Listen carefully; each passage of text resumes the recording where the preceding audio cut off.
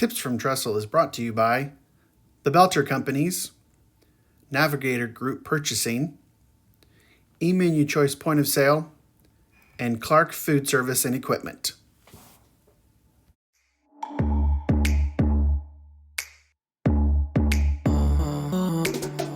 Welcome to Tips from Trestle, the Senior Living Food and Hospitality Podcast. This podcast explores the senior living industry with a unique focus on food, hospitality, and the community experience. I'm your host, Aaron Fish. During 3 decades in the hospitality industry, I focused my work on creating exceptional experiences for the customers we serve. My goal for this podcast? Educate, inform, and inspire leaders in senior living. How? By creating hospitality with a purpose, by bringing the customer experience to the front of mind in our industry. We should bring the passionate spirit of food and hospitality to everything that we do and everyone we serve each and every day. So what are we waiting for? Let's get to it. Today on Tips from Trestle, I'm joined by Nick Pedersen. Nick is an electrical and lighting engineer with over 20 years of experience. He is a consultant and designer for building owners, architects, and contractors. Nick has developed hundreds of electrical and lighting designs for a wide variety of building types and clients. He's currently licensed in 15 U.S. states. Nick, thanks for joining me today on Tips from Trestle.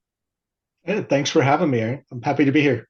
Yeah, so how did you get started? Obviously, as an electrical engineer, lighting falls into kind of your wheelhouse, but how did you get into doing the specialty lighting and design? And I know you also have done a lot of like retrofitting of systems as well. And so kind of give us a little bit about your background and how you got into doing that specific work.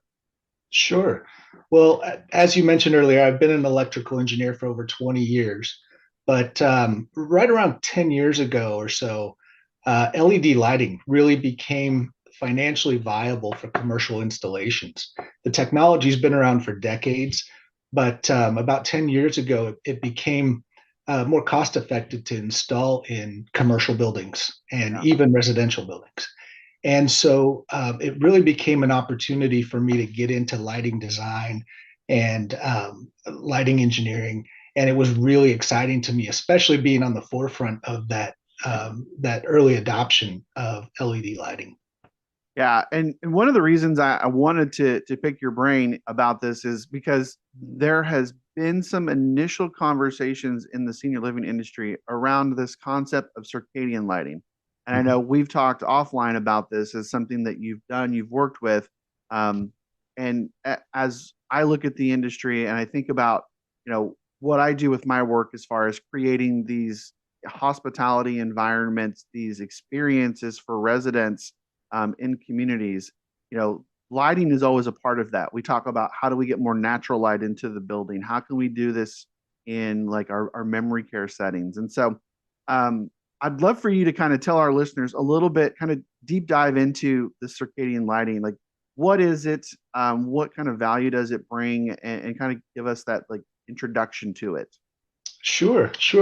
So, for decades, we've had these incandescent fluorescent lights in our built environment. So those of us that spend most of our day in homes or offices, we're under incandescent lighting all the time. And the same is true in senior living communities. Yeah. And what's really one of the big benefits of LED lighting is the technological capabilities that come with it. And one of those is circadian lighting. So circadian lighting is sort of the artificial mimicking of natural sunlight. So if you happen to go outside during midday and the sun's really bright and high in the sky, you tend to get energized from it. And that's because that short wavelength light in the midday is actually affecting our body physiologically. It's helping suppress melatonin in our bodies. It makes us more alert and focused. And if you've noticed, later in the day or early in the morning, the sunlight tends to be sort of a warmer, softer, more yellow color. It's obviously less bright. And that lets your body create more melatonin and you sort of relax and get calm. That cycle of the sun rising and setting and changing colors and brightness every day is known as the circadian rhythm, and it actually affects our bodies. So now that we're sort of as a people are spending more time indoors under static lighting that's always the same color and always the same brightness, Yeah. our body has to fight that natural urge to absorb that sunlight and the change in the sunlight, and it causes stress on our bodies, makes it harder to sleep. It wears us down more during the day, and that's especially true of folks who are more susceptible to these sorts of issues, like seniors living in senior care communities where they're inside most of the day. Yeah. One of the things that when I think about our industry, there are so many older buildings that, they were designed for efficiency, for staffing. They were designed, maybe around like a centralized kitchen and community space. So that way you get the most bang for your buck from a square footage standpoint. And there wasn't back then a lot of consideration given to how do we get natural light into these spaces. And so, we're much more cognizant now, I think, with new design around getting natural light into our spaces. But as we kind of think about some of these older assets that we're working in and dealing with, how can we get into the weeds maybe of using circadian lighting? How can we do some retrofitting? How can we use it to improve our communities to better serve the residents in them? Today, I want to tell you about one of Trestle's senior living partners, Belter. Belter is a food service design, equipment, and supply company that has been providing expert guidance to the food and beverage industry for nearly a century. A strategic partner to the most successful food service operations in the country, Belter provides support in kitchen and bar design, equipment procurement and install, and supplies.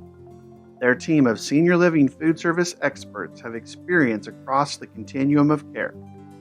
From independent living to skilled nursing and CCRCs, Belter specializes in right-sizing new facilities, modernizing remodels, and providing the right food service equipment and supplies. At Belter, they are committed to creating memorable experiences for their customers and their guests. With their top-notch team and a global network of quality supplier partners, their customer-focused approach is built on a foundation of collaboration and decades of industry experience. So thank you for considering Belter for all of your food service needs. That's an excellent point. So I've spent a lot of my career renovating older buildings.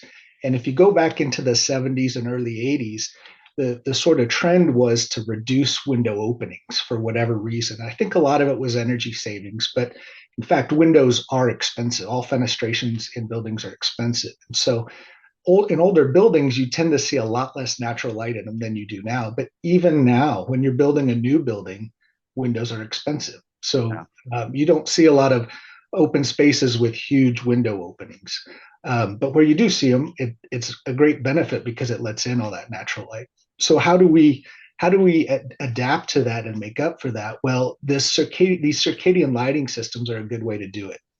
And basically, what they're doing is they're mimicking that change in the outdoor sun's brightness and color, but with the LED lights in the ambient lighting space. So if you think about your day rooms or your gathering rooms and the lights in those, instead of keeping those the same color and brightness all day long, they change with the clock. And so in the mornings, you can more gradually get alert and focused. And then in midday, it gets you alert and focused because the light is brighter and wider. And then as the day winds down, the brightness and color starts to turn more back to that evening shade, which helps the body relax and get tranquil and calm again. So when we think about what you're saying, if I'm understanding you correctly, it's really about kind of going in and retrofitting the lighting system to be able to get our bodies back into that natural state of the up and down of the day that the lighting causes our bodies to react to. That's right. And it's not just replacing the light fixtures. You also need to add the appropriate control systems. in there to time how those change, how the brightness and color changes. And one thing that's very important for anyone considering this is to make sure you have someone commissioning the system. So it's one thing to install the hardware and the lighting, but you have to make sure it's tuned properly, and you have to make sure there's good training on the back end so that your staff knows how to make changes as needed. So, it's interesting because I, we're just scratching the surface. This is not something that, I mean, I've been in senior living for almost 20 years now. And you'd mentioned that this, LED lighting, even in the last 10 years is much more popular. And this is something that can be easily done with LED lighting. Why, why isn't this something that's more popular in built environments? Is it a cost factor? Is it construction? Is it getting the equipment? Is it understanding? I'm sure there's 100 different reasons. What do you see as why we don't see more of this in our buildings and in indoor settings? Well, I see two big reasons, and the first one is simply awareness. It's this is not a well-known topic that's discussed. You don't see references to circadian lighting in the lighting aisle at Home Depot. You don't hear a lot about it on the news.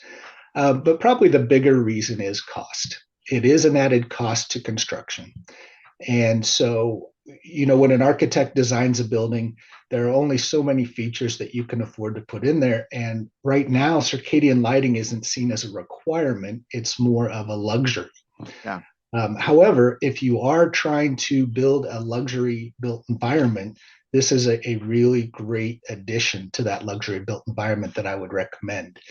And in cases of renovations and retrofits, again, you in those projects you tend to have a budget, and you have to cut the things that you don't see as absolutely necessary. Yeah. And right now, this is seen as not absolutely necessary. What I would argue is that in the future, it may become parts of building codes or wellness codes because of the health benefits that it has, especially in senior living communities.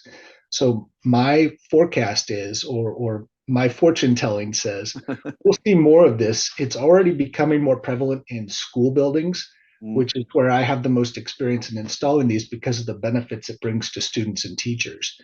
But because of the wellness capabilities of these systems, I see them being installed more in healthcare and senior living communities.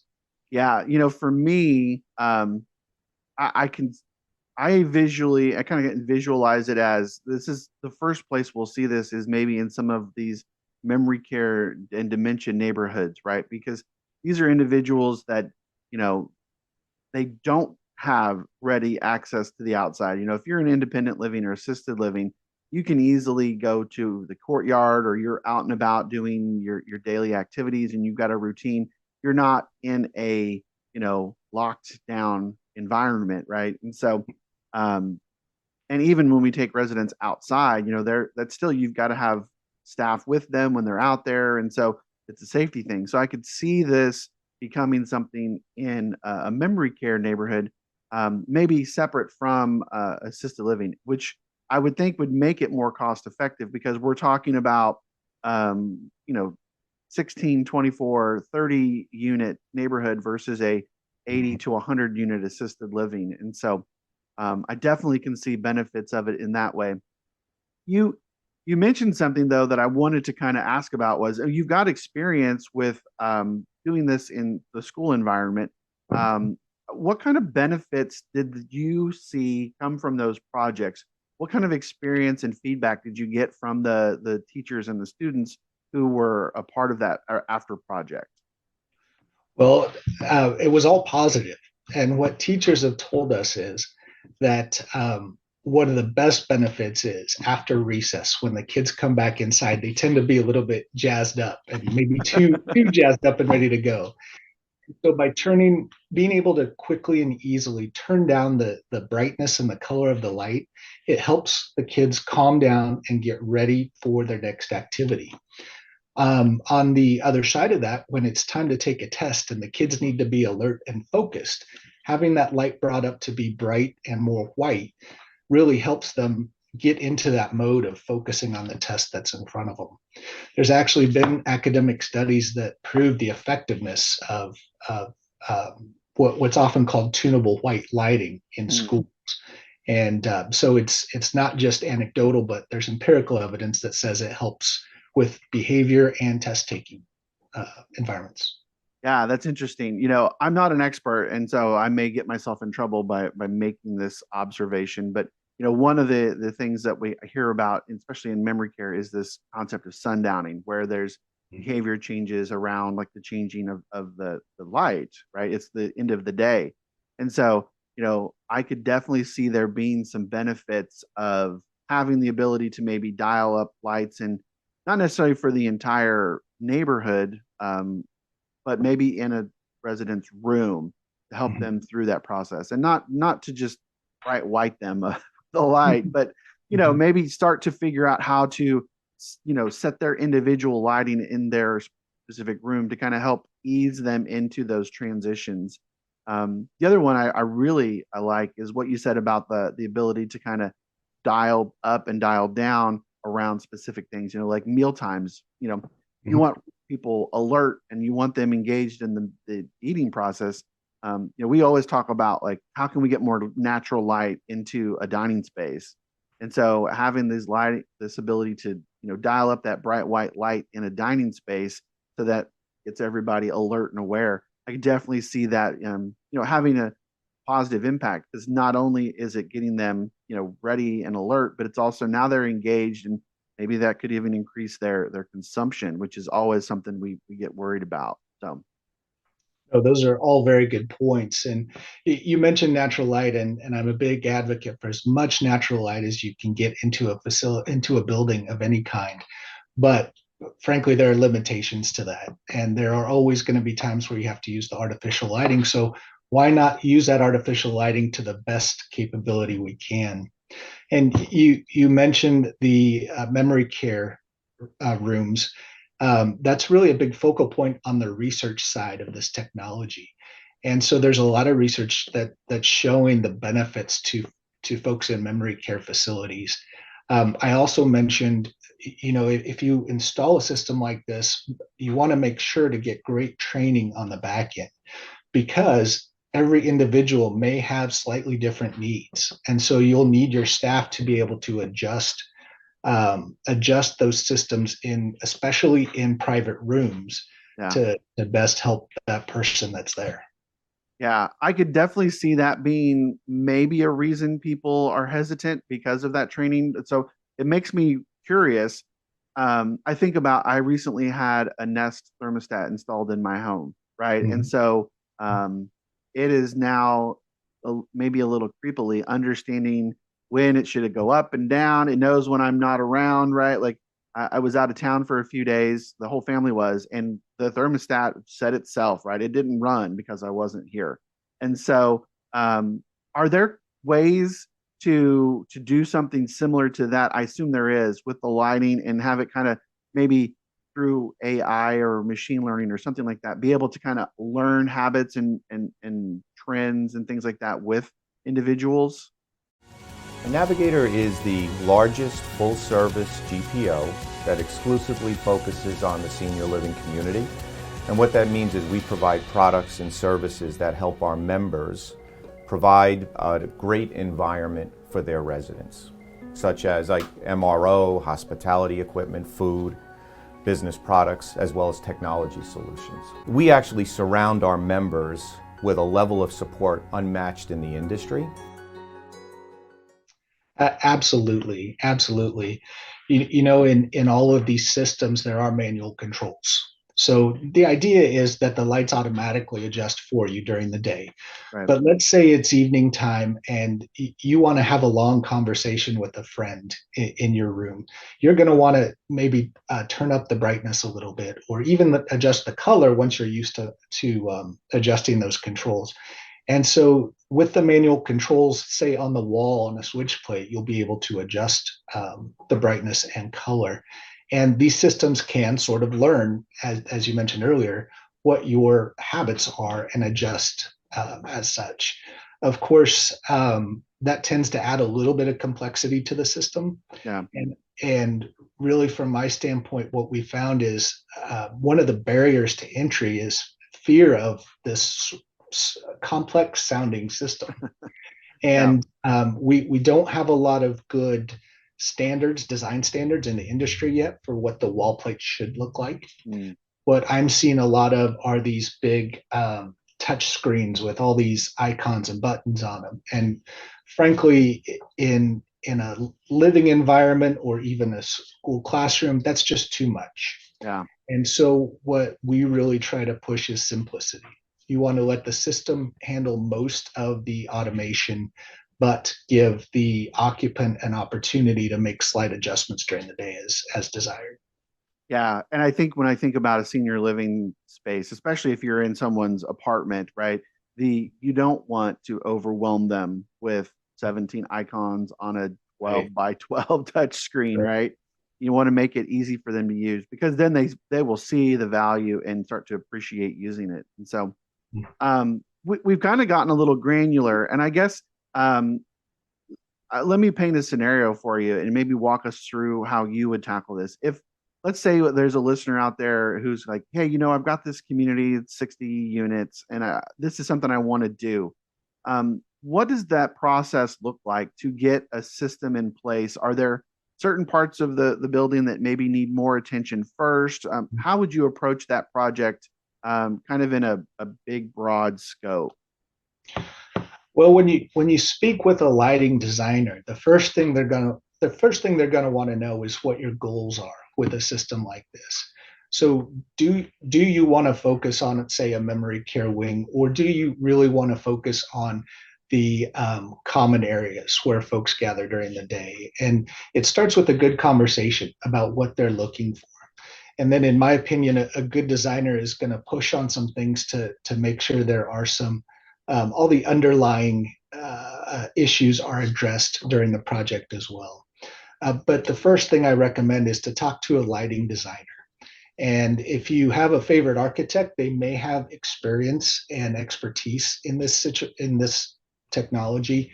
But I would reach out to a lighting designer to talk about this before going down the steps of working with contractors or construction folks, because you really want to make sure that the system that's designed for your community works well for your community and takes care of the goals you have in mind.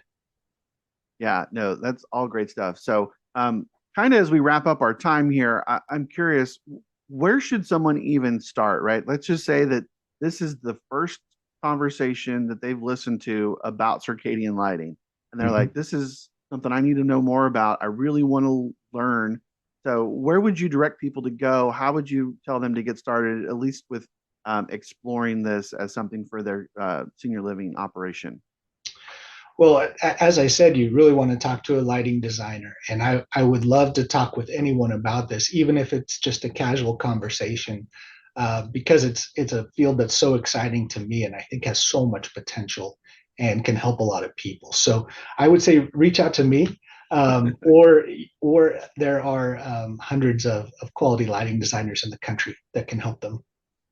Perfect. Well, Nick, this has been fascinating for me. My work always focuses around how can we create these environments, how can we create these settings in communities that are going to let residents thrive, but we're also where we can like elevate their experience in our communities. How do we make it so that it's more than what we've seen in the past? And I think this concept of lighting, the circadian lighting, really kind of envelops all of that. I think it's something that can definitely have an impact as we think about developing and designing for the future. So, how can people get in touch with you? How can they find out more about this and talk to you about how maybe you can help them with the lighting? Thanks for asking. My website is www.nickpe.com. So nickpe.com. You can also reach me by email at any time at nick@nickpe.com. So I tried to keep that as simple as possible. And I encourage you to reach out. Like I said, I'd love to just talk about this to see if it's right for you with no obligations, of course, and to try to further this as a capability for folks. Yeah, no, it's a fascinating thing. And when we first talked about it, like my brain just started going. So Hmm. hopefully this is something that I know is going to get traction in the industry. And so I appreciate your time here today on Tips from Trestle talking to us about it. Yeah, it was great talking to you. Thanks, Aaron.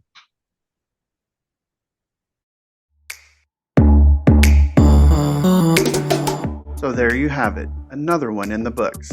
Thanks again, everybody, for listening. Please follow, like, and subscribe on YouTube, Spotify, Apple, or wherever you get your podcasts, and follow us on Twitter at Tips from Trestle. You can also learn more about the work I do by following me on LinkedIn, Twitter, Instagram, and even TikTok. And be sure to check out Trestle Hospitality Concepts at www.trestlehospitalityconcepts.com. I'm your host, Aaron Fish, and this has been another episode of Tips from Trestle.